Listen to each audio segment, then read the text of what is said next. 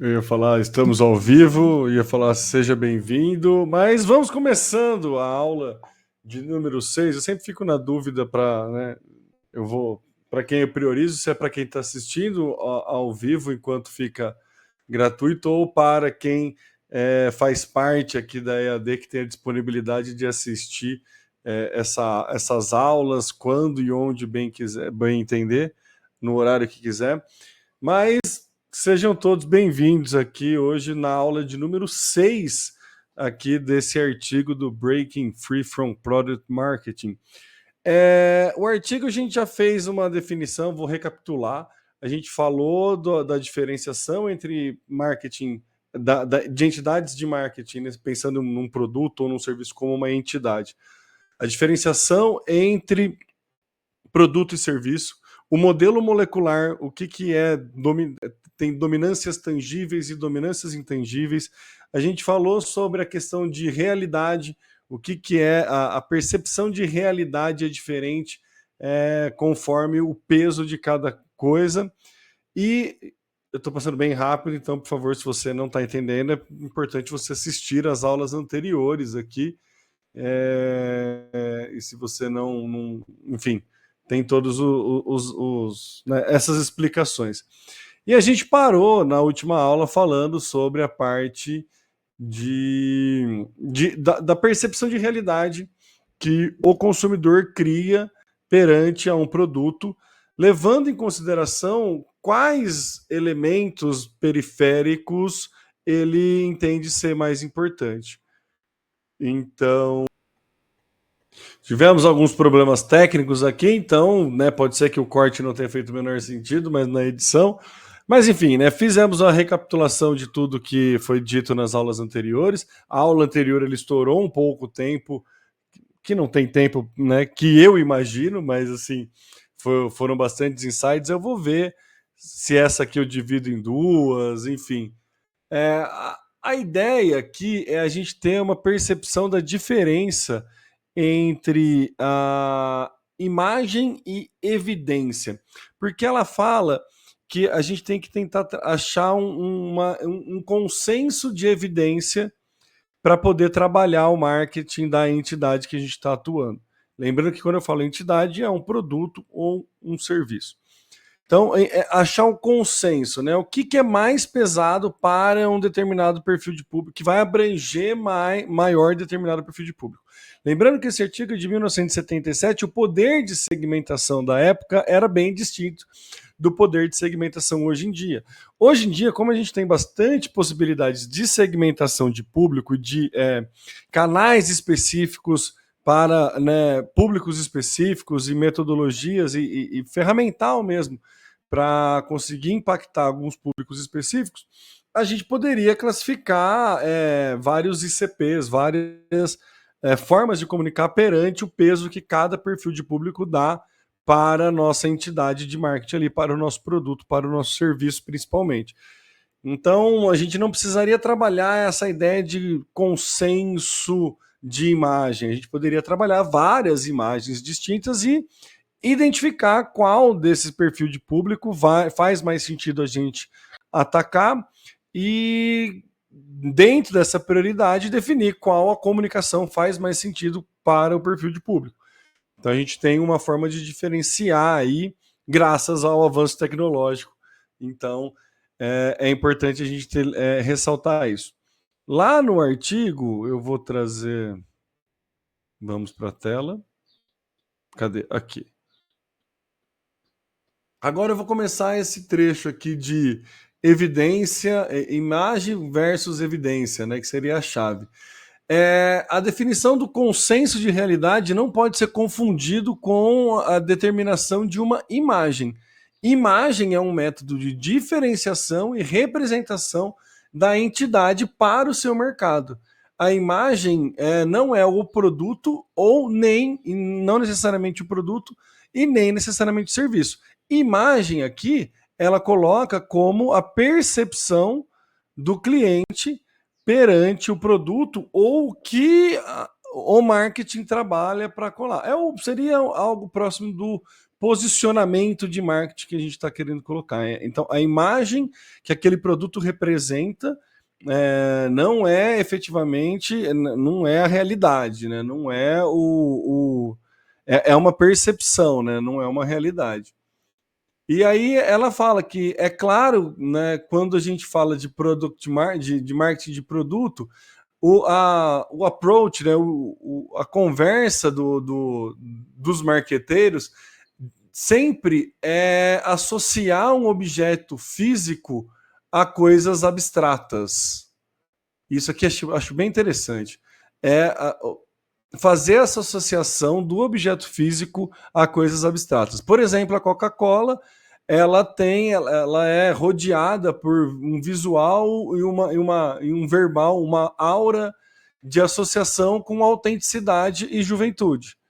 Em 1970, a Coca-Cola ela buscava esse posicionamento. Hoje, ela trabalha a questão do abra a felicidade e tudo mais. Então, a gente tem um produto físico, e esse produto físico, ele sempre, normalmente, ele é trabalhado buscando elementos abstratos, buscando elementos intangíveis para fazer você ter um senso de pertencimento, para dar mais uma magia ali na forma de vender e de posicionar aquele produto.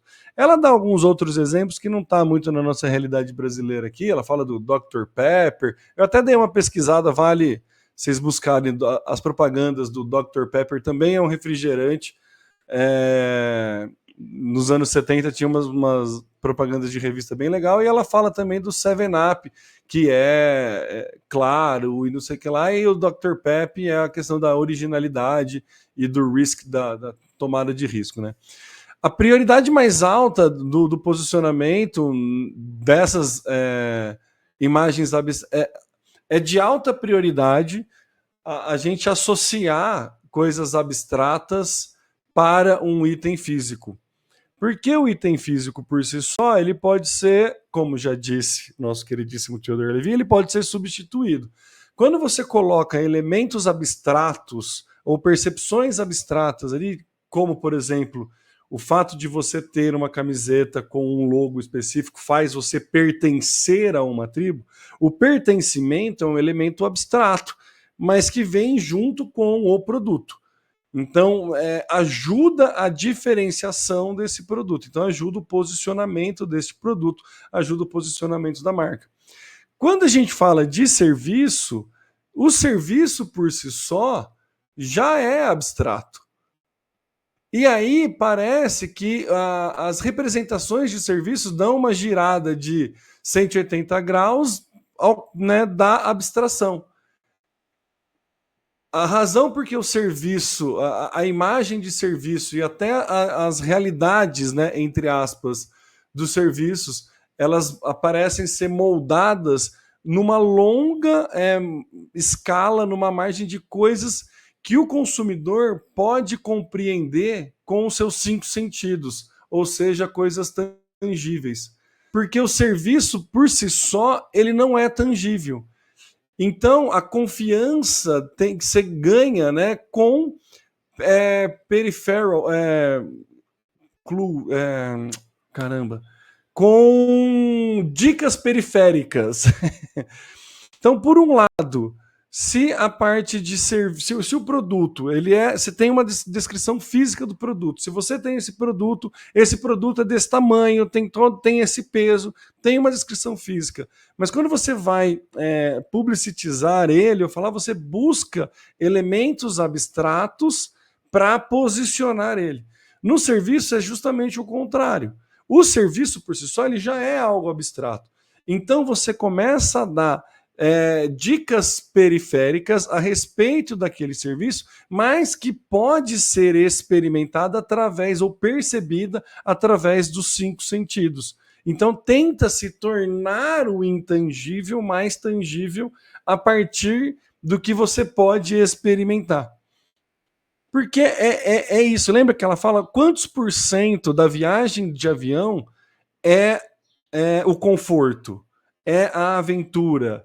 Quantos por cento? Não dá para a gente analisar isso, não tem como a gente quantificar. Então a gente vai dando pistas periféricas para o próprio consumidor criar dentro do imaginário dele a percepção do que é efetivamente aquele serviço.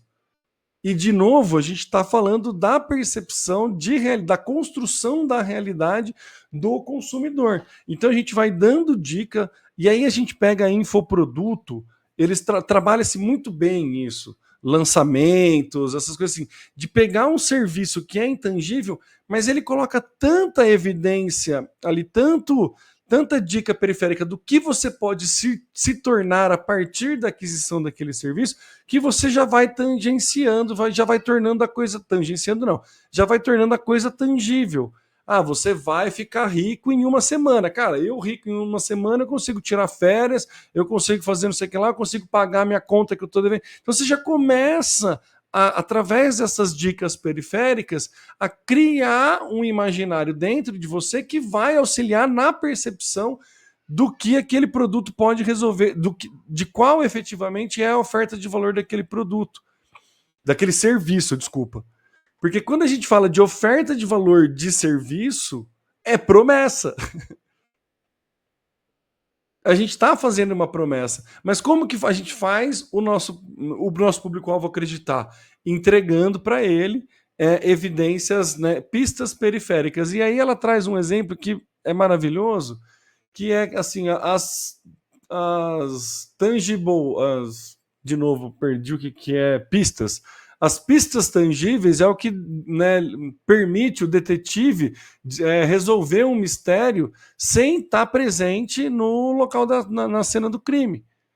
Né? A mesma coisa seria o consumidor ter a percepção, o poder de julgar um serviço, particularmente antes de usar ou de comprar. Então, esse conhecimento do serviço passa necessariamente pelas pistas tangíveis e também pelas evidências tangíveis. E aí fica muito claro, quando a gente vai para o mundo digital, que fala da importância de ter depoimentos para justificar algum produto.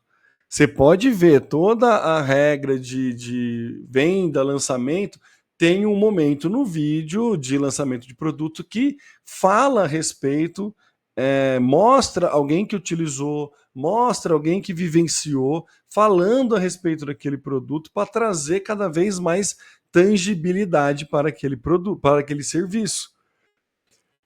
É muito diferente a gente trabalhar marketing de produto do que o marketing de serviço, e esse artigo mostra que é quase que o oposto, quase que não, é o oposto. Quanto mais físico é o produto, mais elementos abstratos a gente tem que trazer para gerar desejo de compra daquele produto. Quanto mais abstrato é aquele produto, é aquele serviço, mais elementos tangíveis, mais evidências tangíveis a gente tem que trazer para criar um imaginário de percepção no nosso cliente para ele poder ter interesse na compra. Então a gente muda completamente a forma de estruturar a nossa comunicação. E aí ela fala exatamente disso, que a gestão dessas evidências tangíveis tem que ser a prioridade máxima dos marqueteiros, do serviço de marketing.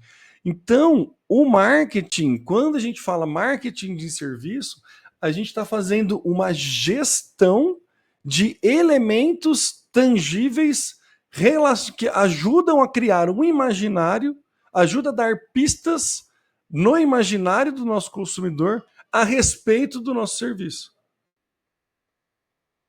Olha que maluquice isso. E que óbvio, né? Aquele óbvio que é o ovo de Colombo, né? Aquele óbvio, depois que alguém fez, fica claro. Só que esse alguém fez em 1977. Então fica claro pra gente por conta que a gente está lendo isso. Então, o marketing ele tem que entender tudo que pode ser percepção tangível do público-alvo a respeito do cliente. E aí, a respeito do cliente, não, desculpa, a respeito do serviço.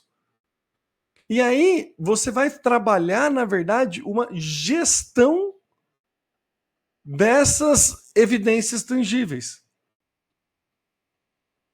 para que perfil de público cada evidência tangível faz mais sentido dentro das segmentações que a gente faz, que a gente pode fazer hoje. Olha que maravilhoso que é isso. Olha que maravilhoso que é a gente entender essa diferenciação e entender que, na verdade, quando a gente está pensando em marketing de serviço, a gente tem que fazer uma gestão de evidências tangíveis a respeito do nosso serviço. Como que a gente faz essa gestão? A gente tem que coletar essas evidências. É por isso que ganhar conhecimento a respeito do serviço é muito mais difícil do que ganhar conhecimento a respeito do produto, que é a falha que o banco de investimento fez, que eu falei na aula 3 ou 4, não sei qual aula que foi. Quando você contrata um gerente de vendas ou um vendedor, ele vai entender do serviço, vai tentar passar para frente aquele serviço. Nada contra, pelo amor de Deus. Estou falando do exemplo do artigo aqui. Óbvio que tem vendedor que entende a respeito da necessidade das pessoas. Estou me atentando dentro de todo o contexto que eu venho falando aqui. Essa é a 6ª aula. Você está pegando esse recorte, está explicado em aulas anteriores aqui. Então tem essa diferenciação, sabe? É muito clara essa diferenciação. E aí, deixa eu seguir aqui. No marketing de produto, a evidência tangível é primário, é o produto em si. Já no marketing de serviço, não é. É o que a gente tem que criar. Deixa eu ver quanto tempo deu de aula. Será que eu começo? Deixa eu ver qual que é. Eu estou empolgando? Não, eu vou falar nesse. Então, acho que vai dar sequência boa. O que ela fala? O que ela sugere depois? A gente focar nas evidências. No marketing de produto, muitas evidências tá além do controle do marqueteiro, né? E, consequentemente, ele acaba omitindo algumas considerações prioritárias no processo de marketing, de posicionamento de marketing. Por exemplo, vamos lembrar, anos 70, a gente está falando aqui, quase anos 80, a galera que nasceu nos anos 80 vai lembrar de muitas estratégias de marketing que não são muito éticas, assim, se a gente pensar nos dias de hoje. Eu lembro de um slogan muito claro que é o Danoninho vale por um bifinho. Se você pegar assim, a quantidade de proteína que tem, pode ser que tenha alguma semelhança, assim, algo que aproxime, sabe? Mas a gente oculta várias outras informações por uma questão de necessidade. Eu não vou falar que o Danoninho pode ser alto em açúcar, ter um monte de outras coisas que não são tão benéficas assim, fazendo uso de um grande eufemismo. Eu lembro outra que é muito boa, que é o desce macio e reanima. Quem deu um gole num Dreyer sabe que ele não desce macio e ele não reanima. Então, a gente, né, dá de novo, olha que maluco, né? Como o Dreyer ele coloca algo abstrato dentro de um produto físico, né? Desce macio e reanima. Então, o produto ele tem, né? O marketing de produto tende a dar ênfase ao que ela fala aqui, principalmente criando associações abstratas. No serviço, na outra mão, né, em other hand, ao contrário, né, elas estão focado em alcançar uma diferenciação de realidades através da manipulação das evidências tangíveis. Então, basicamente, eu percebi agora que eu dei spoiler disso aqui, né? Na hora que eu estava explicando a outra parte. Então, assim, que a gestão de evidências vem primeiro como o primeiro trabalho dos marqueteiros para buscar o que é a realidade do serviço. Olha que maluquice, que legal isso. No questão de serviço, a gente tem que fazer uma manipulação, uma gestão de evidências tangíveis, que essas evidências tangíveis vão justamente aterrissar no que é a realidade do marketing, a realidade do serviço, para uma parte da base de consumidor poder deduzir, né, baseado em todas as impressões dessas evidências, né, que essas evidências criam. Então, por conta disso, os marqueteiros de serviço muitas vezes falham em reconhecer únicas formas de evidência, como evidence that they can normally reconhecer que tipo de evidência eles podem normalmente controlar e falham de ver que devem ser parte das responsabilidades do marketing, que vê que isso deve ser parte da responsabilidade do marketing. Vou voltar aqui para finalizar. Ficou clara a diferenciação. Produto, a gente busca colocar elemento abstrato para criar uma aura em cima disso. É o que ela fala da Coca-Cola trazendo juventude, a Coca-Cola trazendo felicidade quando você abre a Coca-Cola. É um produto físico. O serviço, você tem que trazer evidências tangíveis, dicas tangíveis, peripheral clues, pistas periféricas, para que o consumidor possa criar a sua percepção dentro do que seria aquele produto efetivamente. E o que o marqueteiro normalmente acaba falhando é não entender que ele pode sim manipular o que ele deve manipular, e aí é questão de manipular no sentido literal, não de modificar, mas ele pode gerir, né, elementos que vão ajudar o consumidor a consumir essas dicas periféricas com o objetivo de tornar a comunicação daquele serviço mais próximo efetivamente da oferta de valor que aquele produto, que aquele serviço oferta. A oferta de valor que aquele serviço oferta, ficou bom, né? A oferta de valor daquele serviço. Então, é difícil a gente, né? Fica tudo muito abstrato, mas quando a gente vai vendo na sequência, tudo fica muito lógico. Porque a gente tem essa necessidade. E o profissional de marketing que trabalha com o serviço, o profissional de marketing que trabalha com o serviço, ele precisa de uma grande coleta, um grande estudo a respeito das evidências tangíveis do serviço que ele está querendo vender, do serviço que ele está trabalhando efetivamente, e aí fazer uma gestão dessas evidências para posicionar e manipular essas evidências para ajudar ele na comunicação desse serviço. O que seria a comunicação desse serviço? Criar dentro do imaginário do público o que efetivamente ele entende que aquele serviço pode ofertar. É uma baita volta. É muito mais complexo. É muito. Por isso que ela fala, né, que o marqueteiro tem que trabalhar um pouco sociologia, antropologia nessa questão, porque tem que entender de pessoa. Tem que entender como construir algo tangível dentro de um imaginário. Você está vendendo uma promessa e você precisa ficar dando dicas tangíveis que a pessoa pode ver, cheirar, experimentar a respeito daquela promessa para no imaginário da pessoa aquela promessa fazer sentido. Olha que trabalho maravilhoso do marqueteiro de serviço.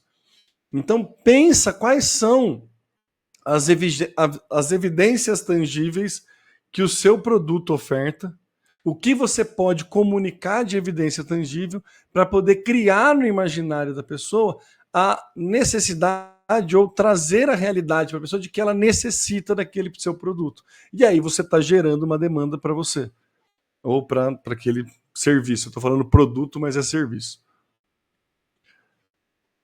Certo? Muito, muito bom, né? Bom, sou, né, suspeitíssimo para falar. Vou tentar terminar. Eu sempre tento nos 20, sempre chego no 25. Não sei aula passada que eu cheguei nos 37. Mas tudo bem, deu certo. Tem um corte aí, alguma edição em algum momento. Pode ser que bata os 20 minutos aqui. Enfim, valeu. Até a próxima aula, quando a gente vai falar exatamente da gestão do ambiente. A gestão do ambiente. Na próxima aula, o assunto é gestão do ambiente onde aquele serviço é prestado, é alocado, para ajudar na percepção do cliente da oferta de valor do serviço. 1977 esse estudo, só para concluir.